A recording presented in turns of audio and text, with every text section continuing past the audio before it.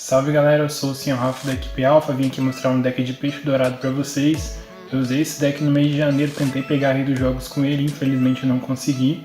Cheguei no Lendária 3, depois eu comecei a perder algumas seguidas e acabei despencando pro Lenda 1 de novo, infelizmente. É um deck bem baratinho de montar, a base dele aqui tá no mercador e cartas de bilhete que você consegue fácil. Tirando as armadilhas, né, mas eu vou ir falando delas no decorrer do vídeo. Bom galera, meu canal vai ficar na descrição aí, caso vocês queiram dar uma olhada, tem uns videozinhos periodicamente aí, não faço todo dia, tá? Mas tem algumas ideias de deck, caso vocês queiram ver, beleza? O combo principal desse deck aqui é usar o Peixe Dourado Voador para tributar um peixe seu e destruir alguma coisa no campo. Então nosso deck ele é todo de peixe aqui, né, para usar o efeito dele.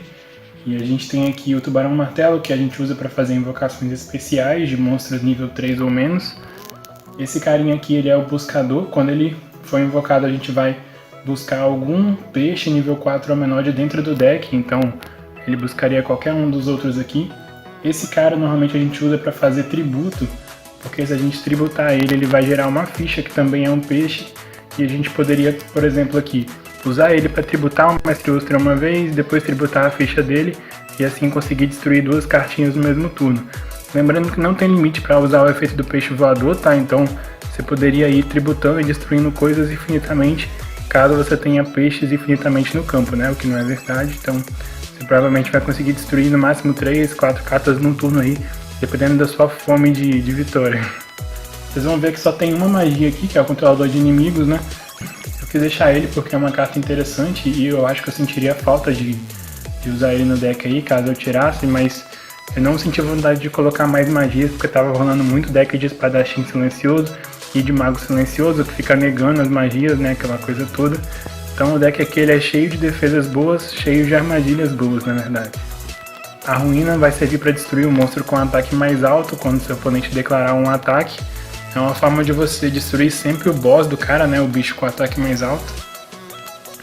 O Canadia e a Comporta aqui são para quebrar os combos do oponente, né, você flipa o monstro para baixo e às vezes isso é o que precisa para você ganhar, né? O cara faz uma jogada, gasta um monte de carta, quando ele coloca o bicho que ele quer no campo, você vira ele para baixo. Por isso que o Canadia é uma carta fácil de entender, mas é difícil de usar, né? Você precisa saber a hora certa de usar o Canadia. A Comporta nem tanto, né? O cara colocou o bicho lá, você escolhe ou não se você quer virar ele para baixo e acabou. O Torpedo você vai tributar um peixe seu e destruir uma carta do cara e depois comprar uma cartinha. Você pode tributar qualquer um dos peixes aqui e comprar uma carta, inclusive um peixe que seu oponente te deu Canadia ou Comporta, então é uma forma de você usar esse bicho que você perdeu ali como combustível para fazer alguma coisa ainda. E o Renascimento Poderoso é uma carta que você tem que saber usar, né? Eu tenho 2 Renascimento Poderoso, eu queria colocar ele aqui, mas eu não sei o que tirar.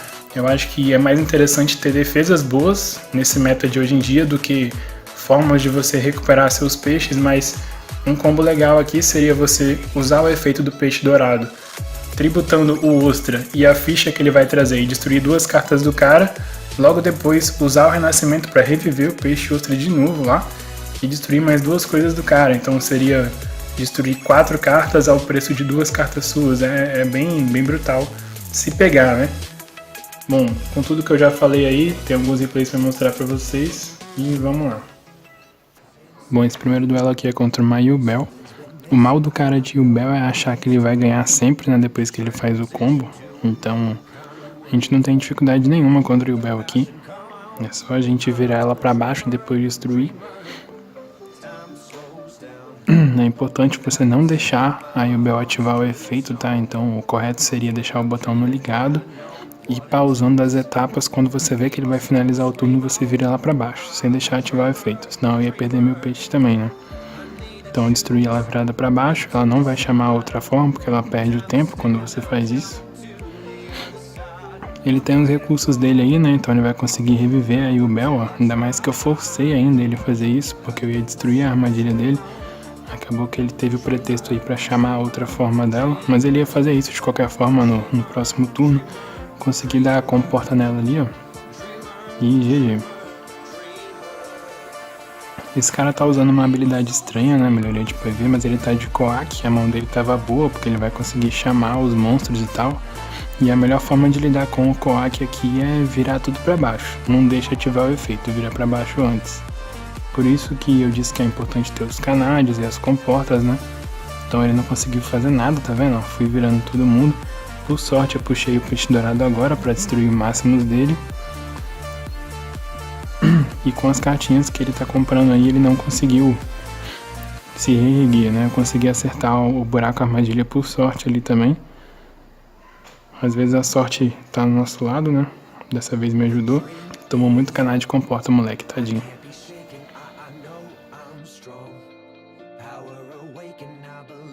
Esse foi um duelo muito interessante contra herói. Ele tava com tumbas fechadas. Não faz muita diferença pra mim aqui, né? Porque o meu deck não usa tanto o cemitério. Então era um duelo mais de paciência, né? Um duelo controle. E a minha forma de lidar com isso foi destruir primeiro as armadilhas dele ali, né? O que ele tinha, fazer ele gastar o que ele tinha. E depois batalhar com os monstros, né? Já que meus monstros são mais fortes do que o dele. Foi dando certo, ele destruiu meu campo ainda, né? Filho da mãe. Aqui não vale a pena eu bater, tinha um Canad ali, ó, mas poderia ser uma disrupção também, não tinha como eu saber. Nesse turno eu consegui encher um pouco mais o meu campo aqui e deixar ele sem nada, vocês vão ver agora. E eu continuava com defesas boas, então ele tem uma carta que ele vai sacar agora contra tudo que eu tenho. Não foi o suficiente.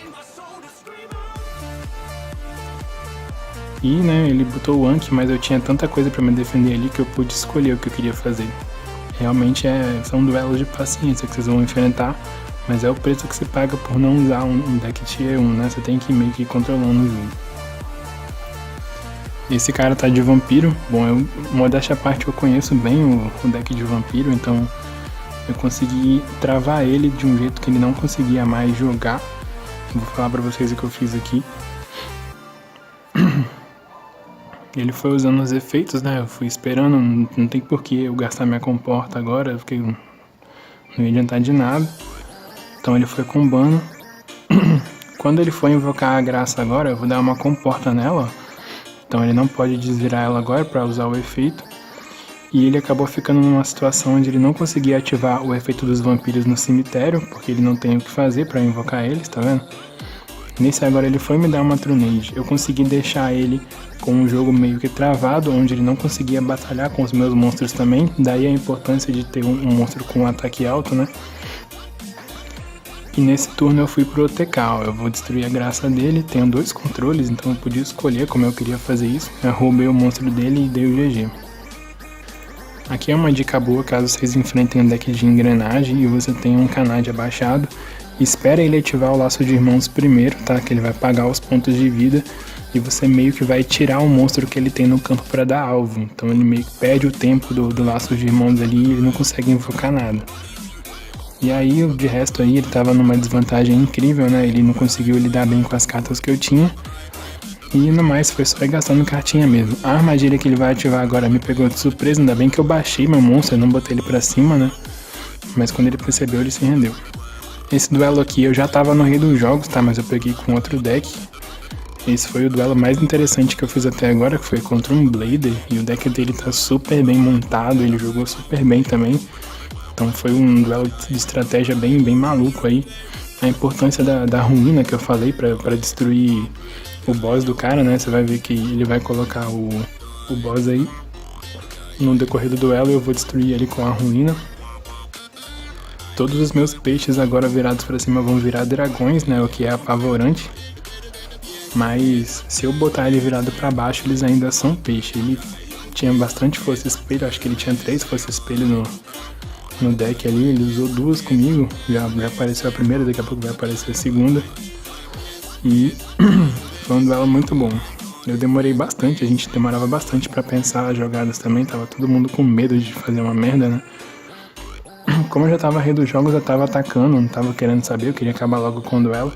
Acabei tomando 2 forças espelho, tá vendo? A segunda veio agora aí. E eu vi que eu tinha a chance de ganhar quando eu puxei o torpedo, né? O torpedo tá na minha mão. Eu preciso destruir primeiro a armadilha dele. Então eu baixei o monstro. E eu vou tentar destruir a armadilha dele. O recurso que ele tinha era fazer a fusão, né? Mas agora se eu desvirar o meu peixe ali, ele vai ser peixe, eu vou conseguir ativar o efeito. campo ficou aberto, eu ganhei. Pra quem ficou até o final aí, obrigado pela companhia, pela atenção e falou!